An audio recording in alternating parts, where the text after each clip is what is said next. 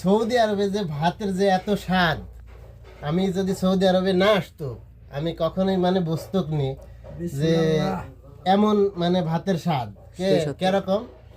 এই যে আমরা দেশে থাকতে তো আসলে এই যে সবাই মিলি এক প্লেটে এমন খাইনি কো, তরকার যাই হোক না কেন, তরকার যেটাই হোক না কেন কোনো সমস্যা নাই, সবাই মিলি যে খাবার একটা মজা। এখন যদি একা একা এখন এই জায়গায় খাইতে যায়, এখন কেমন কেমন আসলে করে, সবাই মিলে খাইলে তখন কেন একটু মানে খুবই ভালো লাগে আসলে আমার কাছে। দেশে গেলে আসলে এরকম এই মজাটা আর আসলে পাবো না মনে হয়।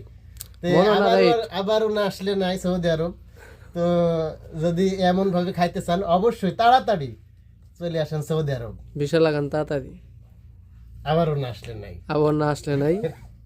এই যে এই খাবারটা খাওয়া যে এত সুস্বাদ আর মজা আর আনন্দ ভাই সোয়াবিন বাগাইছে কে? এই পরিবারেও এরকম মজা পাইতাম না। সোয়াবিনটা কে বাগাইছে? তরকারিটা সে হইছে আমার 14 বড় ভাই উকিল ভাই, ইনি হচ্ছে ইন্ডিয়ান কিন্তু আমরা বাঙালি, ঠিক আছে? আবারও সেই স্বাদ। ইনি বাঙালি।